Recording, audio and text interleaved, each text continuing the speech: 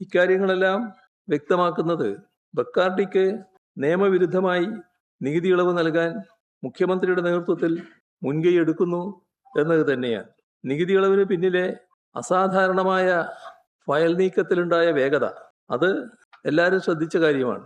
ഈ സഭാ സമ്മേളനത്തിൽ KGST നിയമത്തിൽ ഭേദഗതി വരുത്തിക്കൊണ്ട് വൻകിട മദ്യ കമ്പനികളെ വഴിവിട്ട് സഹായിക്കുക എന്ന ലക്ഷ്യമാണ് ഇതിനെല്ലാം പിന്നിലുണ്ടായിട്ടുള്ളത്. പ്രതിപക്ഷം ഈ വിഷയത്തെ പെരുപ്പിക്കുകയാണ് എന്നാണ് അദ്ദേഹം പറഞ്ഞത്. അതോടൊപ്പം അദ്ദേഹം പറഞ്ഞൊരു വാചകം വളരെ ശ്രദ്ധിക്കേണ്ടതാണ്. വേറെ ചിലർ അവരോടൊപ്പം, ഇത് പ്രതിപക്ഷത്തോടൊപ്പം, അവരോടൊപ്പം വേറെ ചിലരും കൂടിയിട്ടുണ്ടെന്നും പരിഹാസപൂർവ്വം മുഖ്യമന്ത്രി പറയുകയുണ്ടായി. ആരാണ് ഈ വേറെ ചിലർ? നിങ്ങൾക്ക് നല്ലതുപോലെ അതറിയാലോ. പ്രതിപക്ഷം ഉന്നയിച്ച ആശങ്ക അംഗീകരിച്ച ഒരാൾ നേരത്തെ KPCC പ്രസിഡന്റായിരുന്ന ശ്രീ VM സുധീരനാണ്. മറ്റൊരാൾ മുൻ MP TN പ്രതാപനാണ്. നമുക്കറിയാം KC വേണുഗോപാലും എക്സൈസ് മന്ത്രിയും തങ്ങളുടേതായ രീതിയിൽ ഇക്കാര്യത്തിൽ പ്രതികരിച്ചിട്ടുമുണ്ട്. നമുക്ക് ആരംഭിക്കാം അല്ലേ? നിയമസഭയുമായി ബന്ധപ്പെട്ടത് തന്നെയാണ്. ഞങ്ങൾ ആദ്യമേ തന്നെ ഒരു കാര്യം വ്യക്തമാക്കിയിരുന്നു. ഈ ഗവൺമെൻറ് നടത്തുന്ന പ്രവർത്തനങ്ങൾ കേരളത്തിൻ്റെ താല്പര്യത്തിന് അനുകൂലമായ എല്ലാറ്റിനെയും ഞങ്ങൾ അനുകൂലിക്കും. കേരളത്തിൻ്റെ താല്പര്യത്തിന് വിരുദ്ധമായി എന്തെങ്കിലും വരുന്നുണ്ടെങ്കിൽ അതിനെ എതിർക്കുകയും ചെയ്യും. എന്നാൽ അതേസമയം ഒരു പുതിയ ഗവൺമെൻറ് അധികാരത്തിൽ വന്ന് ആ ഗവൺമെൻറ് ചെയ്യുന്ന കാര്യങ്ങളെ എതിർക്കുക എന്നതിനല്ല മുൻതൂക്കം കൊടുക്കുക. ആദ്യഘട്ടത്തിൽ അവരുടെ പ്രവർത്തനം വീക്ഷിക്കുകയാണ് ചെയ്യുക എന്നും പറഞ്ഞിരുന്നു. പക്ഷെ അങ്ങനെ പറഞ്ഞ ഞങ്ങൾക്കുണ്ടായ അനുഭവം വളരെ കടുത്തതാണ്. നമ്മുടെ നാടിൻ്റെ താല്പര്യത്തിന് വിരുദ്ധമായ ഒട്ടേറെ കാര്യങ്ങളാണ് ഈ ഗവൺമെൻറ് അധികാരത്തിൽ വന്നതിന് ശേഷം നയമെന്ന രീതിയിൽ പ്രഖ്യാപിക്കപ്പെട്ടിരിക്കുന്നത്. അതിൻ്റെ പുതിയൊരു നിലയാണ് ഇക്കഴിഞ്ഞ നിയമസഭയിലുണ്ടായത്. കോർപ്പറേറ്റ് മുതലാളിമാരുടെ ലാഭക്കൊതിക്ക് കുടപിടിക്കുന്ന ഒരു സർക്കാരിൻ്റെ യഥാർത്ഥ മുഖമാണ് ഇന്നലെ അവസാനിച്ച നിയമസഭാ സമ്മേളനത്തിൽ കണ്ടത്. നാം കാണേണ്ടത് നിയമസഭയ്ക്ക് നിയമസഭയുടേതായ നടപടിക്രമങ്ങളുണ്ട്. വ്യക്തമായ ചട്ടങ്ങളും കീഴ്വഴക്കങ്ങളുമുണ്ട്. ഇതെല്ലാം കാറ്റിൽ പറത്തിക്കൊണ്ടാണ് ധനകാര്യ ബിൽ സഭയിൽ പാസ്സാക്കുന്ന നിലയുണ്ടായത്. പുതുക്കിയ ബജറ്റിൻ്റെ ഷെഡ്യൂൾ നിയമസഭയിൽ വന്നപ്പോൾ അതിൽ ധനകാര്യ ബില്ലുണ്ടായിരുന്നില്ല. അത് പിന്നീട് ഗവൺമെൻറ് തന്നെ വ്യക്തമാക്കിയതാണ്. ഇന്നലെ സഭയിലും വ്യക്തമാക്കപ്പെട്ട കാര്യമാണ്. അപ്പോൾ അതിൻ്റെ അർത്ഥം എന്താ? പുതിയ നികുതി നിർദ്ദേശങ്ങളൊന്നും ആ ഘട്ടത്തിൽ ആലോചിച്ചിരുന്നില്ല എന്നതാണ്. എന്നാൽ കാര്യോപദേശ സമിതിയിൽ സർക്കാർ പ്രഖ്യാപിച്ചതും ഇതേ നില തന്നെയായിരുന്നു. കാരണം ബജറ്റ് പൂർണ്ണമായിട്ട് പാസ്സാക്കിയതാണ്. വലിയ മാറ്റമൊന്നും ഞങ്ങൾ കൊണ്ടുവരാൻ ഉദ്ദേശിക്കുന്നില്ല. അപ്പോൾ അങ്ങനെയൊരു നിലപാട് പറഞ്ഞപ്പോൾ അതിനെ ഞങ്ങൾ ഉത്തമ വിശ്വാസത്തിലെടുക്കുക ചെയ്തു. അപ്പോൾ ബജറ്റിൻ്റെ അവതരണത്തിന് ശേഷം സഭാ സമ്മേളനത്തിൻ്റെ രണ്ടാം പാദത്തിലാണ് മദ്യ കമ്പനിക്കുള്ള നികുതി ഇളവിന് സാധൂകരണം നൽകാൻ വളരെ തിടുക്കപ്പെട്ട് ധനകാര്യ ബിൽ അജണ്ടയിൽ തിരികെ കയറ്റുന്നത്. സഭാ നടപടികളോട് നല്ല രീതിയിൽ സഹകരിക്കുക, പരമാവധി സഹകരിക്കുക, ആ സമീപനമായിരുന്നു പ്രതിപക്ഷം സ്വീകരിച്ചത്. പക്ഷേ സഭയിൽ കണ്ട കാര്യം നിരന്തരം ഒന്നല്ല ഒന്നിനു പുറകെ ഒന്നായി സഭയെ തെറ്റിദ്ധരിപ്പിക്കുക, തെറ്റായ കാര്യങ്ങൾ സഭയിൽ അവതരിപ്പിക്കുക, ആ രീതിയിൽ സർക്കാർ മുന്നോട്ട് പോകുന്നതാണ് കാണാൻ കഴിഞ്ഞത്. അത് ഏറ്റവും കൂടുതൽ പ്രകടമായ ദിവസമാണ് സഭ അവസാനിച്ച ദിവസം. ഇവിടെ ക്രമരഹിതമായും പാർലമെന്ററി നടപടികൾക്ക് വിരുദ്ധമായും ധനകാര്യ ബിൽ ധൃതി പിടിച്ച് പാസ്സാക്കാനുള്ള ശ്രമമാണ് നടന്നിട്ടുള്ളത്. നമ്മുടെ നിയമസഭാ കലണ്ടറിൻ്റെ കാര്യം നേരത്തെ ഞാൻ പറഞ്ഞു. കാര്യോപദേശ സമിതി അംഗീകരിച്ച സമയക്രമത്തിലും ആദ്യഘട്ടത്തിൽ ഇതുമായി ബന്ധപ്പെട്ട് സമയം അനുവദിക്കുന്നില്ല. അപ്പോൾ തികച്ചും നിക്ഷിപ്ത താല്പര്യത്തിൻ്റെ അടിസ്ഥാനത്തിലാണ് യാതൊരു മുന്നറിയിപ്പുമില്ലാതെ സഭാ നടപടികൾ ധനകാര്യ ബിൽ അവസാന ഘട്ടത്തിൽ അജണ്ടയിൽ ഉൾപ്പെടുത്തിക്കൊണ്ട് നീക്കാൻ തീരുമാനിക്കുന്നു. അപ്പോൾ ഒരു തരത്തിലുള്ള ഒളിച്ചു കടത്തലാണ് ഉണ്ടായത്. KGST നിയമത്തിൽ ഭേദഗതി വരുത്തിക്കൊണ്ട് ചില മദ്യ കമ്പനികളെ സഹായിക്കുക, ഇതായിരുന്നു ഇതിൻ്റെ പിന്നിലുള്ള ഗൂഢലക്ഷ്യം.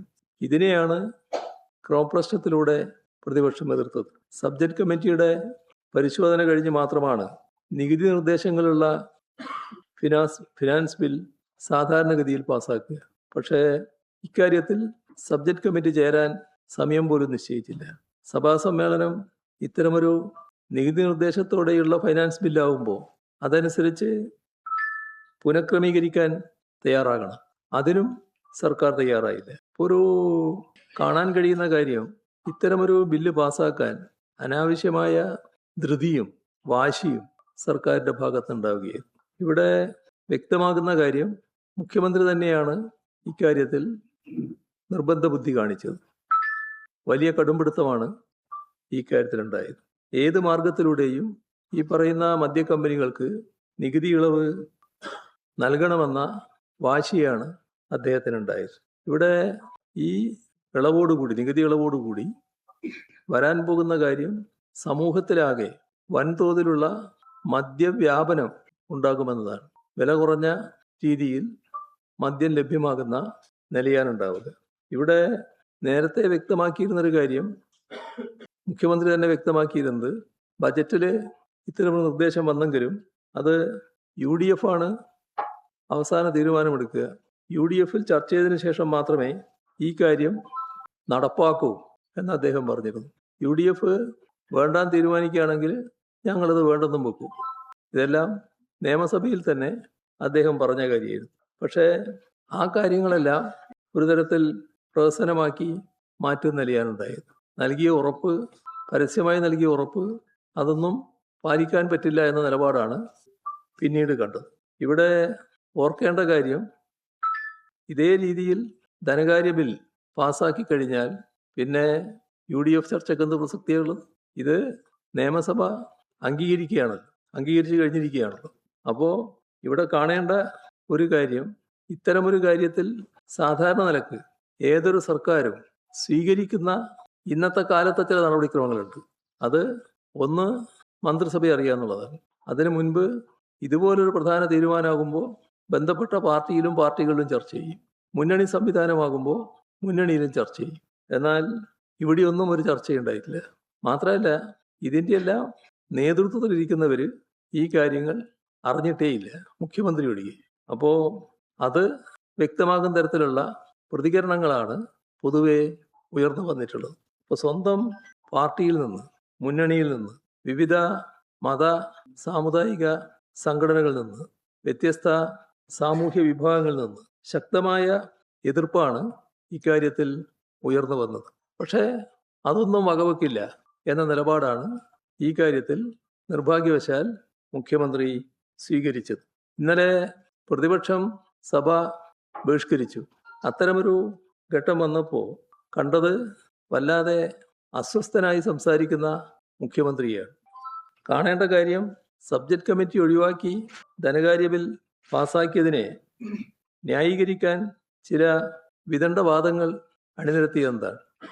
അതിലൊന്ന്, തൊട്ടു മുൻപത്തെ ബജറ്റിൽ ഇതേ രീതിയിൽ സബ്ജക്ട് കമ്മിറ്റി കൂടിയിരുന്നില്ല എന്നൊരു ന്യായവാദം മുഖ്യമന്ത്രി അവതരിപ്പിച്ചിട്ടുണ്ട്.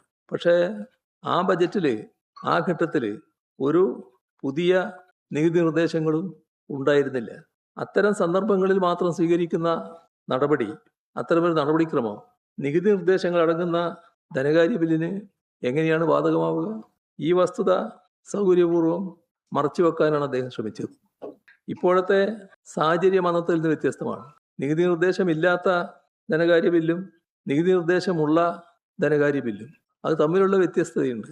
അപ്പോൾ നികുതി നിർദ്ദേശമുള്ള ധനകാര്യ ബില്ല് എല്ലാ കാലത്തും സബ്ജക്ട് കമ്മിറ്റിയുടെ മുൻപാകെ പോയിട്ടുണ്ട് എന്നതാണ് വസ്തുത. ഇവിടെ ബിവറേജസ് കോർപ്പറേഷന് മാത്രമേ കേരളത്തിൽ മദ്യവിൽപ്പനക്ക് അധികാരമുള്ളൂ. അവർക്ക് വീര്യം കുറഞ്ഞ മദ്യം വിതരണം ചെയ്യാൻ അനുമതി നൽകിയില്ലെങ്കിൽ എങ്ങനെ നികുതി ഇളവ് നൽകിയ മദ്യം വിൽക്കാൻ പറ്റും എന്നൊരു വിചിത്രവാദവും മുഖ്യമന്ത്രി ഉയർത്തിയിട്ടുണ്ട്. ഇതിൽ ബിവറേജസ് കോർപ്പറേഷനോ സർക്കാരോ ഇങ്ങനെ മദ്യം വിൽക്കാൻ ഉദ്ദേശിക്കുന്നുണ്ടോ എന്ന കാര്യം വ്യക്തമായി പറയാൻ തയ്യാറാകുന്നില്ല. അതിലൊരു ഉരുണ്ടുകളിയാണ് ഉണ്ടായിട്ടുള്ളത്. ബിവറേജസ് കോർപ്പറേഷൻ ഇത് വിൽക്കാൻ തീരുമാനിച്ചില്ലെങ്കിൽ ഇത്ര തിടുക്കപ്പെട്ട് എന്തിനാണ് നികുതി ഇളവ് നൽകുന്നത്? എന്താണ് അതിൻ്റെ അടിയന്തര ആവശ്യം? മുൻകൂറായി ഇത്തരമൊരു നികുതി ഇളവ് നിയമത്തിൻ്റെ ഭാഗമായി പാസാക്കി വെക്കുകയാണല്ലോ. എന്തിനാണത്? കോൾഡ് സ്റ്റോറേജിൽ വെക്കാനുള്ളതാണോ നിയമനിർമ്മാണം?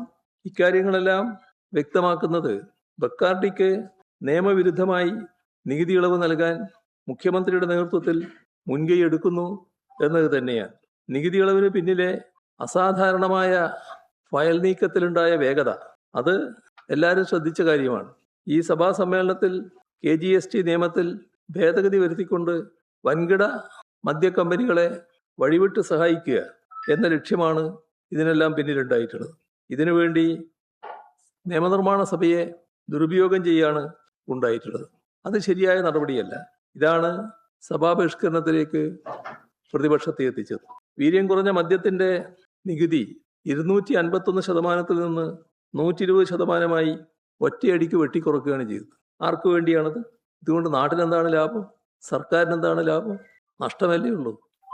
എന്നാൽ അതേസമയം മദ്യ കമ്പനിക്ക് നല്ല ലാഭം കൊയ്യാനും കഴിയും. ഇവിടെ ഭേദഗതി പാസാക്കുകയും നികുതി നിരക്ക് വിജ്ഞാപനം ചെയ്യുകയും ചെയ്താൽ ഇതിന്റെ വിൽപ്പന നിയന്ത്രിക്കാൻ സർക്കാരിന് കഴിയും. സ്വാഭാവികമായും വിൽക്കാൻ താല്പര്യമുള്ള മദ്യ കമ്പനികൾക്ക് കോടതികളെ സമീപിക്കാൻ അവസരമുണ്ടാവില്ലേ? കോടതികളിൽ നിന്ന് അനുകൂല ഉത്തരവ് ലഭിക്കില്ല എന്ന ഉറപ്പ് സർക്കാരിനുണ്ടോ?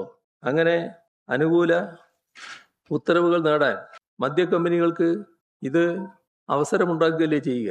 അപ്പോൾ നമ്മുടെ വിദ്യാർത്ഥികളടക്കമുള്ള യുവതലമുറ വീര്യം കുറഞ്ഞ ഈ മദ്യത്തിൽ ആകൃഷ്ടരാകുന്ന അവസ്ഥ വന്നാൽ അത് പിന്നീട് വീര്യം കൂടിയ ലഹരിയിലേക്കും കടക്കുന്നതിനല്ലേ ഇടയാക്കുക.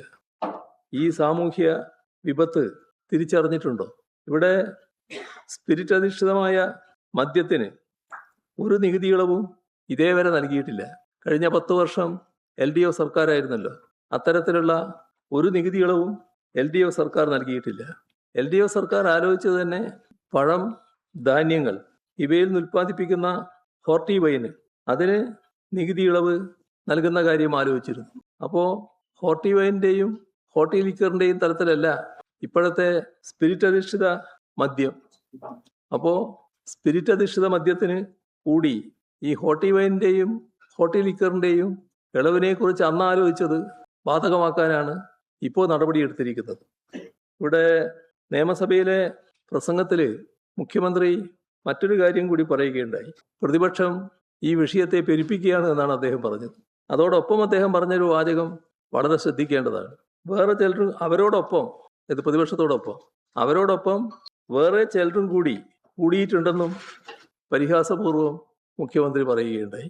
ആരാണ് ഈ വേറെ ചിലർ? നിങ്ങൾക്ക് നല്ലതുപോലെ അതറിയാലോ. പ്രതിപക്ഷം ഉന്നയിച്ച ആശങ്ക അംഗീകരിച്ച ഒരാള് നേരത്തെ KPCC പ്രസിഡന്റായിരുന്ന ശ്രീ VM സുധീരനാണ്. മറ്റൊരാൾ മുൻ MP TN പ്രതാപനാണ്. നമുക്കറിയാം KC വേണുഗോപാലും എക്സൈസ് മന്ത്രിയും തങ്ങളുടേതായ രീതിയിൽ ഇക്കാര്യത്തിൽ പ്രതികരിച്ചിട്ടുമുണ്ട്.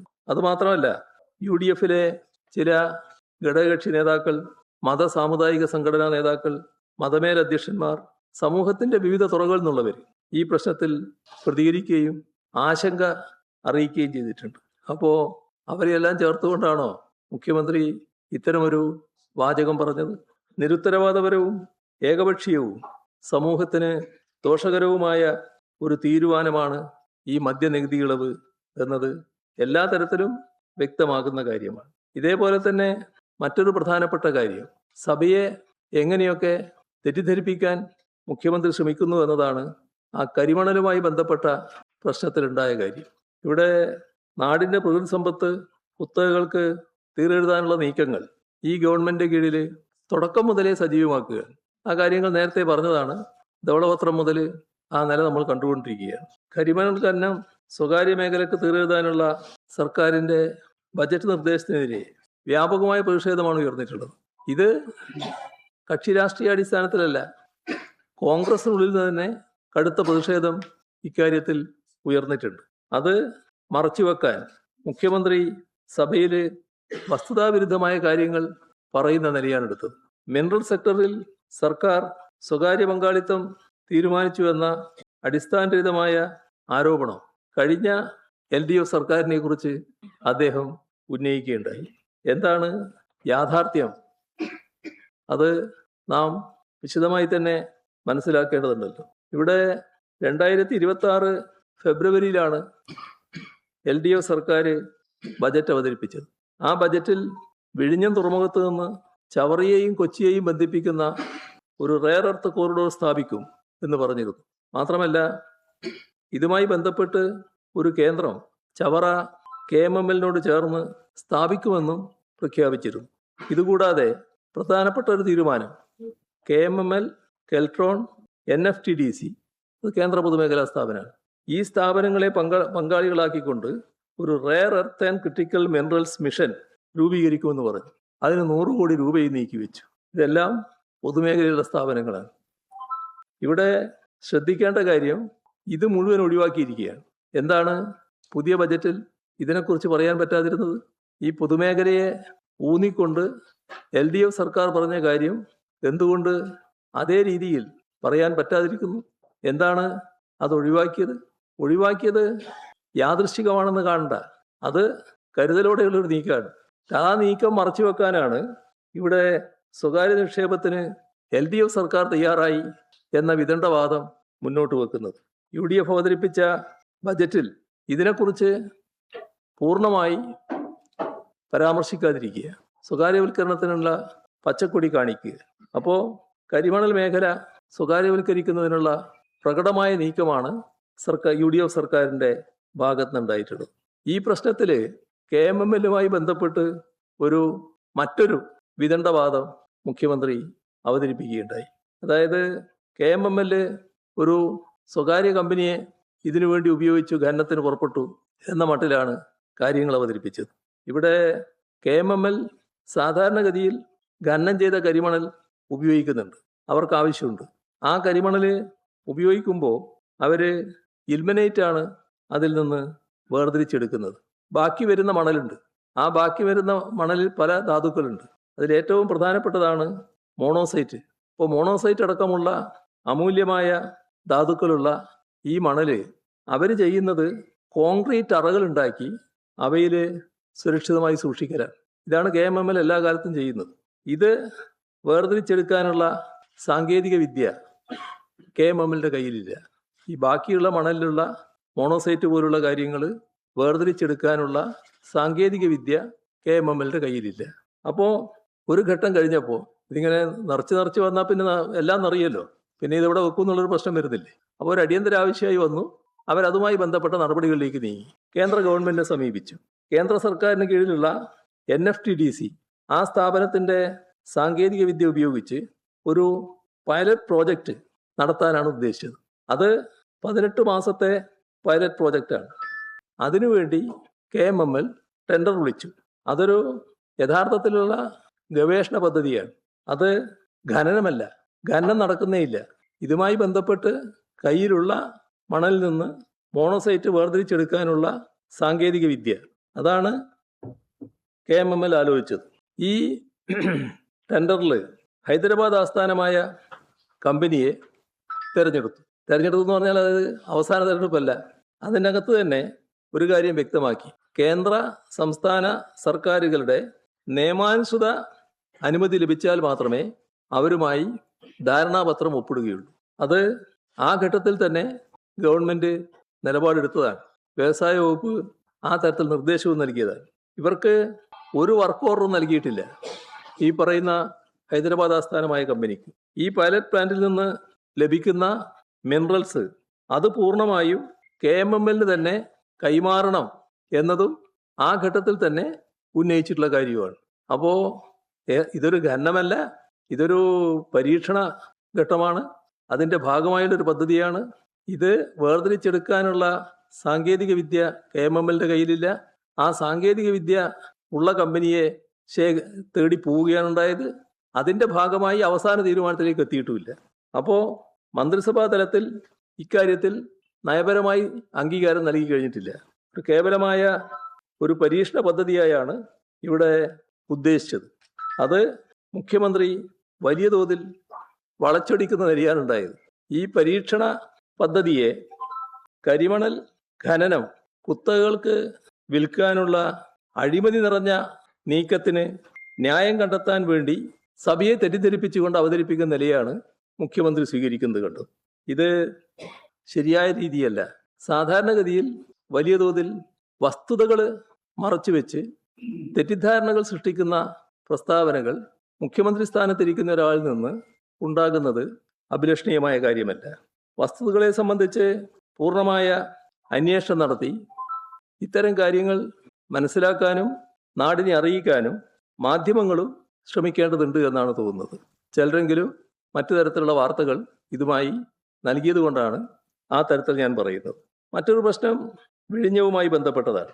അദാനി വിഴിഞ്ഞം പോർട്ടിൻ്റെ 49% ഓഹരികൾ, അതായത് 13,220 കോടി രൂപയുടെ ഓഹരികൾ ബഹുരാഷ്ട്ര കുത്തക കമ്പനിയായ മെഡിറ്ററേനിയൻ ഷിപ്പിംഗ് കമ്പനിക്ക് MSC കൈമാറുന്നതിന് നീക്കം നടക്കുകയാണ്. അത് അദാനി ഗ്രൂപ്പ് തന്നെ വെളിപ്പെടുത്തിയതാണ്.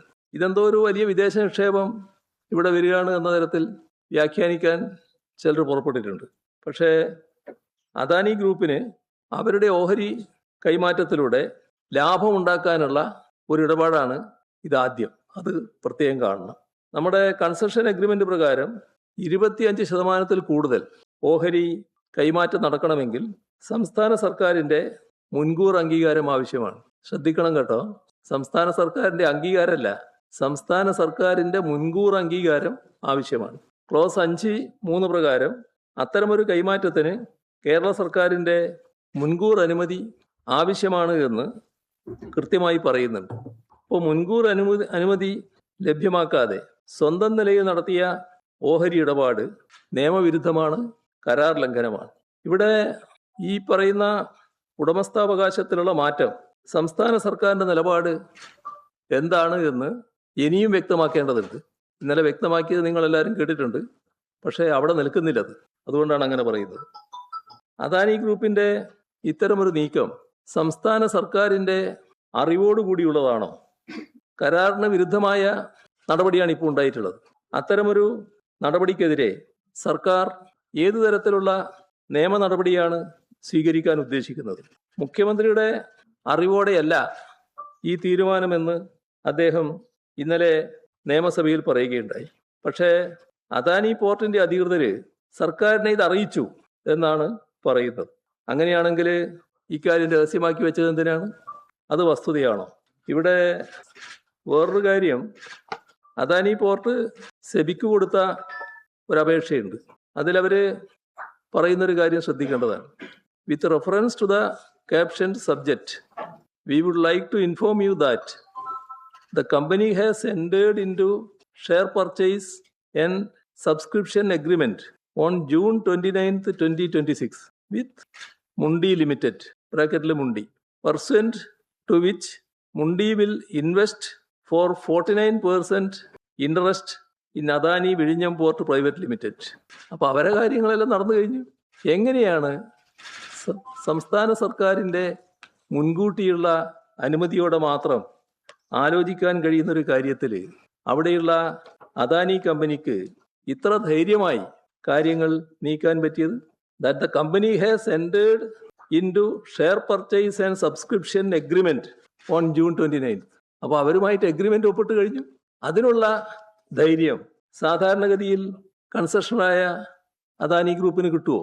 സംസ്ഥാന ഗവൺമെന്റിന്റെ മുൻകൂർ അനുമതി ആവശ്യമാണെന്ന് പറയുന്നിടത്ത് ആ അനുമതി ഇല്ലാതെ ഇത്തരമൊരു നീക്കത്തിന് അവർക്കെങ്ങനെ ധൈര്യം കിട്ടി? അവിടെയാണ് വ്യക്തത ഉണ്ടാകേണ്ടത്. കൂടുതൽ വ്യക്തത ആവശ്യമായിട്ടുള്ളൊരു കാര്യമാണ്. ഇവിടെ കരാറിൽ ഏർപ്പെടുക എന്ന് പറയുന്നത് നിസ്സാരമായ കാര്യമല്ല. അപ്പോൾ സർക്കാർ ഏത് തരത്തിലാണ് മുന്നോട്ട് പോകാൻ ഉദ്ദേശിക്കുന്നത് എന്ന് മുഖ്യമന്ത്രി തന്നെ വ്യക്തമാക്കേണ്ടതാണ്. കാരണം മുഖ്യമന്ത്രിയുടെ കയ്യിലാണ് പോർട്ട് വകുപ്പ് തന്നെ മുഖ്യമന്ത്രിയുടെ കയ്യിലാണ്. അപ്പോൾ എല്ലാ കാര്യങ്ങളും അദ്ദേഹത്തിന് അറിയാവുന്നതാണ്. ഇപ്പം ഇവിടെ പറഞ്ഞ കാര്യങ്ങൾക്ക് പുറമെ ഇത്രയും കാര്യങ്ങൾ പുറത്തു വന്നതിൻ്റെ അടിസ്ഥാനത്തിൽ ഇനി എന്തെങ്കിലും കാര്യങ്ങൾ മുഖ്യമന്ത്രിക്ക് പറയാനുണ്ടെങ്കിൽ അതുകൂടി നാടറിയുന്നത് നല്ലതാണ്. അപ്പോൾ കേരള താല്പര്യത്തിന് വിരുദ്ധമായൊരു നീക്കമാണിത്. വിഴിഞ്ഞം തുറമുഖത്തെ ഇത്തരത്തിൽ ഒരു പുതിയ ഉടമക്ക് വിൽക്കത്തക്ക രീതിയിൽ ഉടമക്ക് വിൽക്കുന്നതിൻ്റെ ആദ്യപടിയായിട്ട് നടപടിയാണ് ഇത് കാണുന്നത്. ഒരു ബഹുരാഷ്ട്ര കുത്തകക്ക് വിൽക്കുന്നതിൻ്റെ ആദ്യപടിയായി ഇതിനെ കാണാവുന്നതാണ്. ഇപ്പോൾ ഷിപ്പിംഗ് രംഗത്ത് പ്രവർത്തിക്കുന്ന ബഹുരാഷ്ട്ര കമ്പനിയാണ് MSC. ഈ കമ്പനി നമ്മുടെ വിഴിഞ്ഞം തുറമുഖം നിയന്ത്രിക്കുന്ന സാഹചര്യം ഉണ്ടായാൽ ഇന്നലെ പറഞ്ഞതാണ്, അതൊരു മൊണോപ്പൊളി ആയിട്ട് മാറും. കുത്തക അവകാശം ഇവർക്ക് ലഭിക്കുന്ന നിലയുണ്ടാകും. അങ്ങനെ വരുമ്പോൾ മറ്റ് കമ്പനികളുടെ കപ്പലുകൾക്ക് നിയന്ത്രണമില്ലാതെ വിഴിഞ്ഞം തുറമുഖത്ത് അടുക്കാനാകുമോ? അത് MSC പോലുള്ള പ്രധാനപ്പെട്ട ലോകത്തെ കമ്പനികളുണ്ട്, കപ്പൽ കമ്പനികളുണ്ട്. അവരുടെ കപ്പലുകൾ കൂടി ഇങ്ങോട്ട് വരേണ്ടതാണ്. അപ്പോൾ അതിലെല്ലാം നിഷേധപരമായ നിലപാട് വരാൻ സാധ്യതയുണ്ടോ? ഈ കമ്പനിയുടെ കുത്തകാവകാശത്തിലേക്ക് വിഴിഞ്ഞം തുറമുഖം മാറിപ്പോകുമോ? മറ്റൊരു പ്രധാന കാര്യം, സർക്കാർ പങ്കാളിത്തത്തോടെ അദാനി നടത്തുന്ന ഒരു പോർട്ടാണിത്, വിഴിഞ്ഞം പോർട്ട്. എന്നാൽ അതല്ലാത്ത പോർട്ടുകൾ അദാനിക്കുണ്ട്. ഇപ്പോൾ നമ്മുടെ സർക്കാരിൻ്റെ താല്പര്യം, നാടിൻ്റെ താല്പര്യം, അത് ഹനിക്കപ്പെടുമോ ഇതിൻ്റെ ഭാഗമായി? ഇപ്പോൾ തുറമുഖം വികസിപ്പിക്കുന്നതിനായി നമ്മൾ ചുമതലപ്പെടുത്തിയ കമ്പനിയാണ് അദാനി. അവർ 49% മൊത്തമായൊരു വിദേശ കമ്പനി കൈമാറുകയാണ്. ഇതിലൂടെ MSCക്ക് നിയന്ത്രണാധികാരം വരും. വിദേശ കമ്പനിയുടെ ആധിപത്യത്തിലേക്ക് വളഞ്ഞ വഴിയിൽ കാര്യങ്ങൾ നീങ്ങുകയാണ്.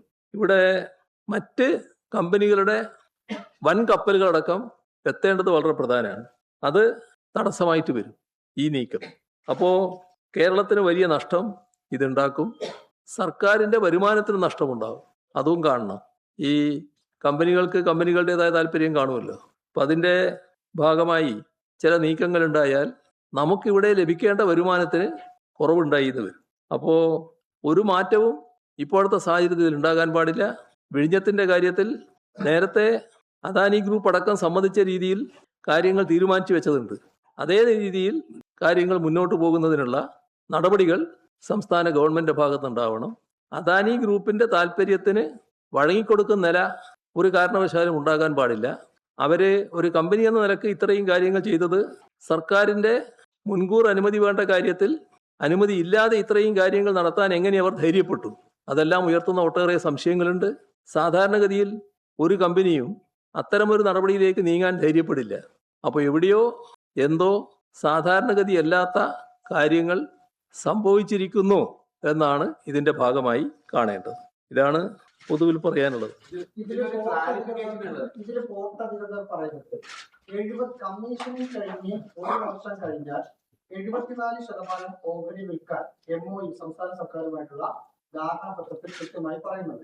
ഈ പ്രതിപക്ഷം അടക്കം പറയുന്നത് 25% എന്ന കണക്ക് നിർമ്മാണം തുടങ്ങി കമ്മീഷൻ കഴിഞ്ഞ് 1 വർഷം വരെ ഈ 25% ഓഹരി കൈമാറ്റമേ പറ്റൂ. കമ്മീഷൻ 2023 ഡിസംബർ 3 കഴിഞ്ഞു. 2024 തൊട്ട് 74% ഓഹരി വിൽക്കാൻ സർക്കാരുമായിട്ടുള്ള ധാരണാപത്രത്തിന്റെ അടിസ്ഥാനത്തിൽ കഴിയുമെന്നാണ് പോർട്ട് അധികൃതർ പറയുന്നത്. ഇന്നലെ പ്രസക്തമായ ഭാഗം സഭയിൽ പറഞ്ഞല്ലോ. ഞാൻ മാത്രമല്ല പറഞ്ഞത്, മുഖ്യമന്ത്രിയും പറഞ്ഞല്ലോ. അപ്പോൾ അതില് ഇന്നലെ സഭയിൽ വന്ന കാര്യങ്ങൾ എടുത്താൽ ഒരു തർക്ക വിഷയമല്ല. എല്ലാവർക്കും വ്യക്തതയുള്ള കാര്യമാണ് അഗ്രിമെന്റ്. അത്തരമൊരു കാര്യത്തിന് മുൻകൂർ അനുമതി ആവശ്യമാണ്. അതാണ് ഞാൻ നേരത്തെ പറഞ്ഞത്. ഈ അഗ്രിമെന്റ് പ്രകാരം മൊത്തം ഓഹരിയുടെ 49%ആണോ അതോ അദാനി ഹോൾഡ് ചെയ്ത് ഓഹരികളുടെ 49% വിൽക്കുന്നതിനാണോ ഈ 25% വിൽക്കുന്നതിനാണോ ഇത് വേണ്ടത്?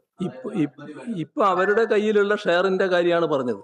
അവരുടെ കയ്യിലുള്ള ഷെയറിന്റെ 49% ഇപ്പോൾ അവർ കൊടുത്തിട്ടുള്ളത്. അതെ അതെ അതെ അതെ അതെ വിഴിഞ്ഞവുമായി ബന്ധപ്പെട്ടുള്ള ഓഹരി കൈമാറ്റമല്ല, വിഴിഞ്ഞം രൂപീകരിക്കാൻ വേണ്ടി രൂപീകരിച്ച കമ്പനി ഉണ്ടല്ലോ, അദാനി വിഴിഞ്ഞം പ്രൈവറ്റ് ലിമിറ്റഡ് കമ്പനി. അതിന്റെ 100% ഓഹരിയും ഇപ്പോൾ പൂർണ്ണമായിട്ടും അത് അദാനിയുടെ കമ്പനിയാണ്. അതിനകത്താണ് 49% MSC ഷിപ്പിംഗ് കമ്പനി ഇൻവെസ്റ്റ് ചെയ്യുന്നതാണ് അവർ പറയുന്നത്. അല്ല, ഇതുമായി ബന്ധപ്പെട്ട ഷെയറിലാണ് വന്നിട്ടുള്ളത്. ഇവിടെ ഒരു കമ്പനി ഉണ്ടല്ലോ അവരുടെ. അദാനിക്ക് പല കമ്പനികളുണ്ടല്ലോ. നമ്മുടെ വിഴിഞ്ഞം പോർട്ടിന്റെ കാര്യത്തിൽ ഇൻവെസ്റ്റ് ചെയ്ത അദാനി കമ്പനിയുണ്ട്.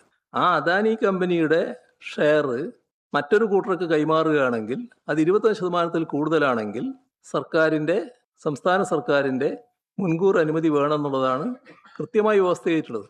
അത് ഓണർഷിപ്പ് മാറ്റായിട്ട് വരുമെന്നാണ് പറഞ്ഞിട്ടുള്ളത്. അതാണ് കാര്യം. സർക്കാരിന് എന്തിനാണ് കത്തിലൂടെ അദാനി അറിയിച്ചത്? സർക്കാരിന് എന്തിനാണ് കത്തിലൂടെ അദാനി അറിയിച്ചത്? സ്വാഭാവിക സർക്കാർ നിയമ നടപടി സ്വീകരിക്കണമെന്നാണോ പ്രതിപക്ഷം ആവശ്യപ്പെട്ടത്? എല്ലാ സർക്കാർ ഇക്കാര്യത്തിൽ അദാനിയുടെ സമ്മർദ്ദത്തിന് വഴങ്ങാൻ പാടില്ല. ഇതിന് മുൻകൂർ അനുമതിയില്ലാതെ നടപടികളിലേക്ക് അവർ നീങ്ങിയിരിക്കുന്നു. അത് നിരസിക്കേണ്ടതാണ്. ഒരു തരത്തിലും അംഗീകരിക്കാൻ പാടില്ല.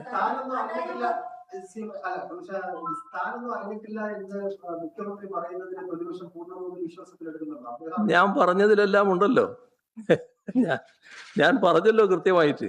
അതായത് ഇത്തരം ഇതുപോലൊരു കമ്പനി ഈ നടപടികളിലേക്ക് നീങ്ങി എന്നിപ്പോൾ വ്യക്തമായിരിക്കുന്നു. അത് തീർത്തും വ്യവസ്ഥകൾക്ക് വിരുദ്ധമായിട്ടാണ്. ആ വ്യവസ്ഥകൾക്ക് വിരുദ്ധമായി നീങ്ങാൻ എങ്ങനെ ധൈര്യം കിട്ടി? അപ്പോൾ ഏതോ തരത്തിൽ നടക്കാൻ പാടില്ലാത്ത എന്തോ കാര്യങ്ങൾ നടന്നിട്ടുണ്ട്. അത് അത്രയും കാര്യങ്ങൾ ഞാൻ പറഞ്ഞല്ലോ. അദാനി കോട്ട് പറയുന്നത് മുംബൈയിലും അദാനിയുടെ അധീനതയിലുള്ളതാണ്. അതുപോലെയാണ് വിഴിഞ്ഞം തുറമുഖത്തിലും അവരുടെ 100% ഷെയർ നിന്നാണ് ഇത് കൊടുത്തതെന്നാണ്. ഇതിലൊരു അസാധാരണമായിട്ടൊന്നുമില്ല എന്നാണ് അദാനി കോട്ട് പറയുന്നത്. സെബി അംഗീകാരം കൊടുത്തിട്ടുണ്ട്. ഈ നിയമപരമായി സാങ്കേതികത്വം മാത്രമേ ഉള്ളൂ. അപ്പോ അവരുടെ ഈ ഷെയറിൽ നിന്നും കൊടുക്കുന്നതിന് എന്താണ് തടസ്സം? മുദ്ര കമ്പനി എന്ന് പറയുന്നത് അവരുടെ സ്വന്തം കമ്പനിയാണ്. ഇത് അവരുടെ 100% ഷെയർ നിന്നാണ് കൊടുത്തിട്ടുള്ളത്. ഇനി ഞാൻ പറയട്ടെ. അതായത് അദാനിക്ക് ധാരാളം കമ്പനികളുണ്ട്. ആ കമ്പനികളിൽ അവരിഷ്ടം പോലെ അവരുടെ ഷെയർ കൊടുക്കുകയോ വാങ്ങുകയോ ചെയ്യുന്നതിന് നമുക്ക് ആർക്കും ഒന്നും പറയാൻ കഴിയില്ല. വിഴിഞ്ഞത്തിൻ്റെ കാര്യത്തിൽ നമ്മൾ നേരത്തെ വ്യവസ്ഥ ചെയ്തിട്ടുണ്ട്. വിഴിഞ്ഞം അദാനിയെ കൺസെഷനായിട്ട് കാണുമ്പോൾ ആ കൺസെഷൻ എഗ്രിമെൻറ്റിൽ കൃത്യമായി പറഞ്ഞിരിക്കുകയാണ്, ഇവിടെ 20%-ലധികം ഷെയർ മറ്റേതെങ്കിലും ആൾക്ക് കൊടുക്കുന്നുവെങ്കിൽ, മറ്റേതെങ്കിലും കമ്പനിക്ക് കൊടുക്കുന്നുവെങ്കിൽ അത് ഓണർഷിപ്പ് ചേഞ്ച് ആയിട്ട് പരിഗണിക്കപ്പെടും. അതിന് മുൻകൂർ അനുമതി സംസ്ഥാന ഗവൺമെൻറ് ഇത് വേണം.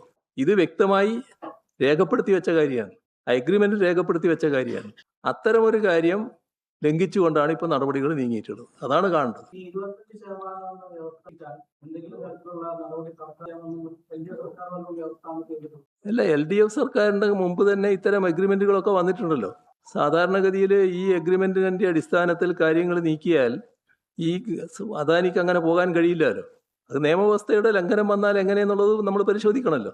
ഈ കുത്തകവൽക്കരണത്തിന്റെ കാര്യം പറഞ്ഞല്ലോ. ഇപ്പൊ ഈ MSC അവിടെ 1000-ലധികം കപ്പലുകൾ വന്നു. അതിന് 1000-ഓളം കപ്പലുകൾ MSCയുടേതാണ്. അപ്പോൾ ഓൾറെഡി അവിടെ അങ്ങനെ ഒരു കുത്തകവൽക്കരണം അവർ നടത്തിക്കൊണ്ടിരിക്കുകയല്ല.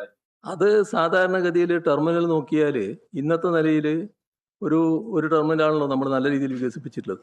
എന്നാൽ ഘട്ടം ഘട്ടമായിട്ട് ഇത് വികസിപ്പിക്കാൻ പോവുകയാണല്ലോ. ആ ഘട്ടം ഘട്ടമായി വികസിപ്പിക്കുമ്പോൾ അതിൻ്റെ അടിസ്ഥാനത്തിൽ വലിയ കമ്പനികൾക്ക് ഇവിടെ വരാൻ സാധിക്കും. അവർക്കെല്ലാം പ്രത്യേകം ടെർമിനൽ ഉണ്ടാകും. വലിയ വികസനമല്ലേ വരാൻ പോകുന്നത്, ഇതിവിടെ നിൽക്കുകയല്ലോ. അപ്പോൾ ആ വൻപിച്ച വികസനം വരുന്ന ഘട്ടത്തിൽ ഈ MSCയെ പോലുള്ള ഒട്ടേറെ കമ്പനികൾ തന്നെ ഇങ്ങോട്ട് വരും. അവർക്ക് ചിലപ്പോൾ എക്സ്ക്ലൂസീവായിട്ട് തന്നെ ഒരു ടെർമിനൽ ഉപയോഗിക്കാൻ പറ്റും. അങ്ങനെയെല്ലാമുള്ള സാധ്യതകളിലേക്കാണ് വിഴിഞ്ഞം പോകുന്നത്. അത് മുഴുവൻ തടയപ്പെടുന്ന അവസ്ഥയാണ് ഇവിടെ ഉണ്ടാകുക. അതാണ് പ്രശ്നം. MSC പോലുള്ള കമ്പനി ഈ വിദേശ നിക്ഷേപം നടത്തുന്നതിനകത്ത് ഏതെങ്കിലും തരത്തിലുള്ള എതിർപ്പ് പ്രതിപക്ഷത്തിലുണ്ടോ? അല്ല, ഇവിടെ പ്രശ്നം അദാനി ഗ്രൂപ്പുമായിട്ടുള്ള കരാറാണ്. MSC നമ്മുടെ ചിത്രത്തിലില്ല. MSC ആയിട്ടുള്ള പ്രശ്നമല്ല ഇത് ഉന്നയിക്കുന്നത്. MSCക്കെതിരെ സർക്കാർ ഒരു കേസുണ്ടല്ലോ, അത് നിങ്ങൾക്കറിയാലോ. മറ്റേ അപകടം ഉണ്ടായതിനെ പറ്റിയുള്ള കേസ് നിലനിൽക്കുന്നുണ്ടല്ലോ. അത് നിലനിൽക്കുന്നതും അത് പരിഹാരം കാണേണ്ട കാര്യമാണ്. അത് വേറെ. പക്ഷെ അതിൻ്റെ ഭാഗമായിട്ടല്ല ഇത് പറയുന്നത്. ഇത് പറയുന്നത് നമ്മുടെ വിഴിഞ്ഞം പോർട്ടിന്റെ കാര്യത്തിൽ നിയതമായ നിലപാടുകൾ മാത്രമേ സ്വീകരിച്ചു പോകാൻ പാടുള്ളൂ. അതിൽ നിന്ന് വ്യത്യസ്തത വരുന്നു. അതിനെയാണ് എതിർക്കുന്നത്. മറ്റു കമ്പനികൾക്ക് വരാൻ സാധിക്കില്ല എന്ന് പറഞ്ഞില്ല. സർക്കാരിന്റെ കാലത്താണ് സ്ഥിര സർവീസ് വരുന്നത്. രാഷ്ട്രീയ ആഘോഷമൊക്കെ ആയിരുന്നു. സ്ഥിര സർവീസ് അല്ല, നിങ്ങൾ വായിന്റെ എടുക്കുന്ന കൈ എടുത്തിട്ട് പറ. MSCക്ക് സ്ഥിര സർവീസ് വരുന്നത്. അപ്പോ MSCയുടെ സ്ഥിര സർവീസ് വന്നതിന് ശേഷം അവിടെ മറ്റു കമ്പനികളുടെ കപ്പലുകൾക്ക് വരാൻ സാധിച്ചത് സാങ്കേതികമായിട്ട് തങ്ങളുടെ സർക്കാർ ഉണ്ടാകുന്ന സമയത്താണ് അതിനും അനുമതി കൊടുത്തു വരാൻ വേണ്ടി. MSC കമ്പനിക്ക് കരാർ ഇവിടെ വരാൻ പാടില്ല എന്ന് ഞാൻ പറഞ്ഞിട്ടില്ല. എന്താണ് നിങ്ങൾ പറയുന്നത്? MSC കമ്പനി ഇപ്പോൾ വരട്ടെ, അവരുടെ കപ്പലുകൾ ഇവിടെ വരട്ടെ, നല്ലതുപോലെ വന്നോട്ടെ. പക്ഷെ നമ്മൾ കാണേണ്ടത് MSC കമ്പനി മാത്രമല്ല ലോകത്ത് വലിയ കപ്പൽ കമ്പനി. ലോകത്തുള്ള അത് ഞാൻ നേരത്തെ പറഞ്ഞല്ലോ. നമുക്കിപ്പോൾ ഉള്ള ടെർമിനൽ, വികസിപ്പിച്ച ടെർമിനൽ അത്രയേ ഉള്ളൂ. എന്നാൽ നമ്മൾ അവിടെ നിൽക്കാനല്ല പോകുന്നത്.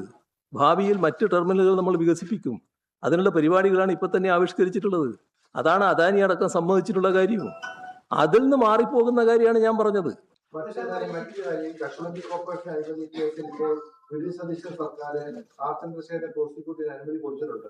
താങ്കളുടെ സർക്കാർ അത് 3 തവണ അനുമതി കൊടുക്കാതിരുന്നതാണ്. അപ്പോൾ അത് അഴിമതിയാണെന്ന് കണ്ടുകൊണ്ടാണ് ഇപ്പോൾ വി.ഡി. സതീശൻ സർക്കാർ കൊടുത്തത്. എന്തുകൊണ്ടാണ് അന്ന് LDF കൊടുക്കാതിരുന്നത്? ഞങ്ങൾ അന്നത്തെ ഘട്ടത്തിൽ അത് കൊടുക്കേണ്ടതില്ല എന്നാണ് തീരുമാനിച്ചിരുന്നത്. അതിപ്പോ ഇവർ കൊടുത്തല്ലോ, അത് കണക്കട്ടെ. 3 സംഭവങ്ങൾ, അതായത് ലിക്കർ ടാക്സ് റിബേറ്റ്, പിന്നെ നമ്മുടെ കരിമണൽ പ്രൈവറ്റൈസേഷൻ, മൂന്നാമത്തത് വിഴിഞ്ഞം. ഒരു വലിയ ഓർഗനൈസ്ഡ് കറപ്ഷൻ അഴിമതിയാണ് ഇതിന് പിന്നിലെന്നാണ് പ്രതിപക്ഷത്തിന് പ്രധാനം. ഇതൊന്നും സതുദ്ദേശത്തോടെയുള്ളതാണെന്ന് കാണാൻ പറ്റില്ല. അതാണ് വലിയ തോതിലുള്ള അഴിമതിക്കുള്ള സാധ്യതയാണ് ഇതിൻ്റെ എല്ലാം പിന്നിലുള്ളത്. അതിൽ ബന്ധപ്പെട്ട കാര്യങ്ങളിലെല്ലാം വല്ലാത്ത ദുരൂഹത നിലനിൽക്കുകയാണ്. അതാണ് നാം കാണേണ്ടത്. ഈ മദ്യവിഷയത്തിൽ സഭയിലെ പ്രതിപക്ഷ നിലപാട് പറഞ്ഞു വന്നപ്പോൾ വിശദീകരിക്കുകയും ചെയ്തു. സഭയ്ക്ക് പുറത്തേക്ക് അത് സമരരൂപത്തിലേക്ക് മാറുന്നുണ്ടോ? എങ്ങനെയാണ് സർക്കാർ നടപടി മുന്നോട്ട് പോവുകയാണ്? ഒക്കെ വയ്ക്കുമെന്ന് കണ്ടറിയണം. ഏതായാലും എങ്ങനെയാണ് പ്രതിപക്ഷം ഇനി ഇത് അംഗീകരിക്കാൻ കഴിയില്ല എന്ന് ഇന്നലെ തന്നെ പറഞ്ഞു കഴിഞ്ഞിട്ടുണ്ട്. അംഗീകരിക്കാൻ കഴിയില്ല എന്ന് പറയുന്നതിന്റെ അർത്ഥം ഇതിനെതിരെയുള്ള ശക്തമായ നടപടികൾ പ്രതിപക്ഷത്തിന്റെ ഭാഗത്ത് ഉണ്ടാകുമെന്ന് തന്നെയാണ്. അതിന്റെ കാര്യങ്ങൾ മറ്റു തരത്തിൽ ആലോചിക്കും. സർക്കാരിന്റെ കാലത്ത് ഈ മദ്യവുമായി ബന്ധപ്പെട്ട് മദ്യ ബാറുകൾ കൊടുക്കുന്നു അങ്ങനെയൊക്കെ വരുമ്പോൾ ഏറ്റവും കൂടുതൽ എതിർത്തിരുന്നത് ചില സമുദായ സംഘടനകളും ചില മത സംഘടനകളൊക്കെയാണ്. പക്ഷെ ഇപ്പോ ഈ ഒരു തീരുമാന ഇളവ് വന്നപ്പോ വേണ്ടത്ര വീര്യത്തോടെ അവർ എതിർക്കുന്നില്ല എന്ന് തോന്നുന്നു. മദ്യത്തിന്റെ വീര്യം പോലെ എതിർപ്പിന് വീര്യക്കുറവും ഉണ്ടോ എന്നറിയില്ല. ഇവിടെ ഏതായാലും അവരും അവരുടെ ആശങ്ക വ്യക്തമാക്കിയതാണ് ഞാൻ കണ്ടത്. ഇപ്പം ആദ്യഘട്ടത്തിൽ തന്നെ ഇപ്പം ഞങ്ങൾ തന്നെ കാണിച്ചൊരു രീതിയിൽ ഒരു ഗവൺമെന്റ് പുതുതായിട്ട് വന്നു. അപ്പൊ ആദ്യമേ തന്നെ ശക്തമായിട്ടൊരു അഭിപ്രായത്തിലേക്ക് പോകില്ലല്ലോ. പക്ഷേ ആദ്യഘട്ടത്തിൽ തന്നെ അതുമായി ബന്ധപ്പെട്ട വിയോജിപ്പ് അവരെല്ലാം രേഖപ്പെടുത്തിയിട്ടുണ്ട്. എല്ലാവരും രേഖപ്പെടുത്തിയിട്ടുണ്ട്. മദ്യത്തിനുള്ള നികുതി എന്ന് പ്രാബല്യത്തിൽ വരുമെന്ന് പിന്നീട് തീരുമാനിക്കുന്ന വ്യവസ്ഥയിലാണ് ഇന്നലെ ബില്ല് പാസ്സായത്. അപ്പൊ ഈ വ്യവസ്ഥ പൂർണ്ണമായി മറച്ചു വെച്ചാണോ കാര്യോപദേശ സമിതി മുഖ്യമന്ത്രി അവതരിപ്പിച്ചതാണ്? അല്ല, ഈ കാര്യോപദേശ സമിതിയുടെ മുന്നിൽ വന്നത് പ്രധാനപ്പെട്ട നികുതി നിർദ്ദേശങ്ങളൊന്നും ഇല്ല എന്നുള്ള മട്ടിൽ തന്നെയാണ്. നേരത്തെയുള്ള അതേ മട്ടിൽ കാര്യങ്ങൾ പോകുന്നു. പിന്നെ ഒരു ഫൈനാൻസ് ബില്ല് അതിന്റെ ഭാഗമായിട്ട് വരുന്നു എന്നുള്ള മട്ടിലേ വന്നുള്ളൂ. പക്ഷെ നികുതി നിർദ്ദേശത്തിന്റെ കാര്യം പിന്നീടാണ് വരുന്നത്. ഇത് ഈ കാര്യോപദേശ സമിതിയിൽ ധനബില്ല് വരുമ്പോൾ തന്നെ അധിക നികുതി ഉള്ളത് കൊണ്ടാണല്ലോ ധനബില്ല് വരേണ്ടത്. മാത്രമല്ല ഫ്ലോറിൽ ഈ സബ്ജക്ട് കമ്മിറ്റി വേവ് ചെയ്യുന്നതിന് വേണ്ടി ചട്ടം 142, 143 അനുസരിച്ചുള്ള വേവി കൊടുക്കണമെന്ന് സ്പീക്കർ ഫ്ലോറിൽ പറഞ്ഞു. അപ്പോഴും പ്രതിപക്ഷം ഒന്നും അല്ല, അതായത് നേരത്തെ പറഞ്ഞ ധാരണയില്ലേ, അധിക നികുതി കാര്യങ്ങളൊന്നും ഇല്ല. അധിക നികുതി ഇല്ലാത്തത് കൊണ്ടല്ലേ കഴിഞ്ഞ തവണത്തെ കാര്യം ഞാൻ പറഞ്ഞില്ലേ, ഫൈനാൻസ് ബില്ല് സബ്ജക്ട് കമ്മിറ്റിക്ക് പോകാതിരുന്നത്. അപ്പൊ അധിക നികുതിയൊന്നും വേറെ മറ്റൊന്നും വരാനില്ല. നേരത്തെ ഉള്ളതിൽ ഞങ്ങൾ വലിയ മാറ്റങ്ങളൊന്നും ഉണ്ടാക്കുന്നില്ല എന്നാണ് ഞങ്ങളെടുത്ത് പറയുന്നത്. അതുമായി ബന്ധപ്പെട്ട് ഞങ്ങൾ യോജിക്കുകയാണ് ചെയ്തത്. അതെ, ആ സമയത്തും ഇത്തരത്തിൽ അല്ലല്ല, ധനവിനിയോഗ ബില്ലിന്റെ കാര്യത്തിൽ ഞങ്ങൾ കൃത്യമായ അഭിപ്രായം രേഖപ്പെടുത്തിയല്ലോ നേരത്തെ തന്നെ. ഈ കാര്യം വരുന്നില്ല എന്നല്ലേ എന്ന് പറഞ്ഞത്? അതല്ലേ ഞങ്ങൾ ഇതിന്റെ തുറ നടപടി.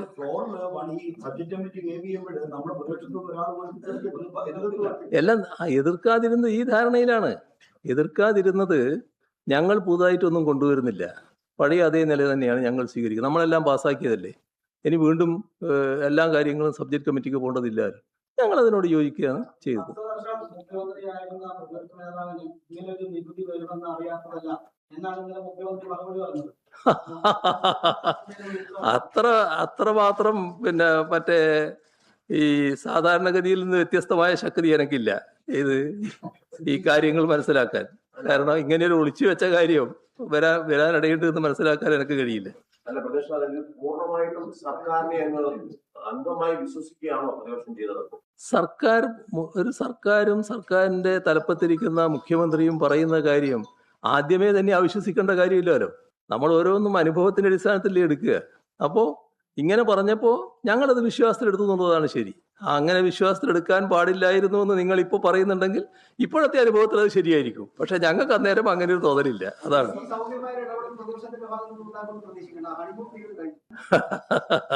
അതെല്ലാം കാലത്തെ ആശ്രയിച്ച് നിൽക്കുന്നതാണല്ലോ. ഏതായാലും 2-3 മാസം ഞങ്ങൾ പ്രത്യേക പ്രശ്നങ്ങളൊന്നും ഇല്ലാതെ പോകണം എന്നായിരുന്നു ആഗ്രഹിച്ചത്. പക്ഷെ അതിൽ നിന്ന് വിപരീതമായ കാര്യങ്ങളാണ് സംഭവിച്ചത്. ഈ സംസ്ഥാന തെരഞ്ഞെടുപ്പ് കമ്മീഷണറുടെ നിയമനം വലിയ എതിർപ്പ് കോൺഗ്രസ് നടക്കുമെന്ന് വന്നിട്ടും ഇന്നലെ ഗവർണർ അത് ഒപ്പിട്ടു, തീരുമാനമായി കഴിഞ്ഞു. എന്താണ് അതിൽ CPM നിലപാട്, പ്രതിപക്ഷത്തിന്റെ നിലപാട്? അല്ല, ഞങ്ങൾക്കതിൽ പ്രത്യേക നിലപാടിന്റെ കാര്യമൊന്നുമില്ല. സാധാരണഗതിയിൽ ഒരു തെരഞ്ഞെടുപ്പ് കമ്മീഷനായിട്ട് ഒരു നിയമവിദഗ്ധനെ സാധാരണ വെക്കാറുണ്ട്. ജുഡീഷ്യറിയുടെ ഭാഗമായിട്ടുള്ള ആളെ വെക്കാറുണ്ട്. ഞങ്ങളൊരാളെ നിർദ്ദേശിച്ചതായിരുന്നു ജുഡീഷ്യറിയുടെ ഭാഗമായിട്ട് തന്നെയുള്ള. അത് ഗവർണർ പ്രത്യേകമായ കാരണങ്ങളാൽ, എന്താ കാരണമെന്ന് ഒരു തരത്തിലും വ്യക്തമല്ല, തീർത്തും ദുരൂഹമായിട്ട് തന്നെ ആ അനുമതി നിഷേധിക്കുകയാണ് ചെയ്തത്. ഇപ്പോൾ വേറൊരാളെ പറഞ്ഞിരിക്കുന്നു, അത് ഗവൺമെന്റ് പറഞ്ഞിരിക്കുന്നു. അതിനോട് ഞങ്ങൾക്ക് പ്രത്യേക അഭിപ്രായങ്ങളൊന്നുമില്ല. പക്ഷെ അവരുടെ ഇടയിൽ അത് വലിയ പ്രശ്നങ്ങൾ ഉണ്ടാക്കിയിരുന്നു. അതിന്റെ കാര്യങ്ങൾ അവരാണ് വ്യക്തമാക്കേണ്ടത്. അതെ, അത് അവര് വ്യക്തമാക്കേണ്ട കാര്യമാണ്, ഞങ്ങളല്ല വ്യക്തമാക്കേണ്ടത്. ഞങ്ങൾക്ക് അതിൽ പ്രത്യേകമായ നിലപാടില്ല. ഈ വിഴിഞ്ഞ വിഷയത്തിൽ പ്രതിപക്ഷം എന്തെങ്കിലും ലീഗൽ വഴികൾ തേടുന്നുണ്ടോ? അത് പിന്നീട് ആലോചിക്കേണ്ട കാര്യമാണ്. സർക്കാരിന്റെ നിലപാട് നോക്കിയേ തീരുമാനിക്കേണ്ട കാര്യമാണ്. അപ്പൊ നമുക്കിവിടെ നിർത്താം.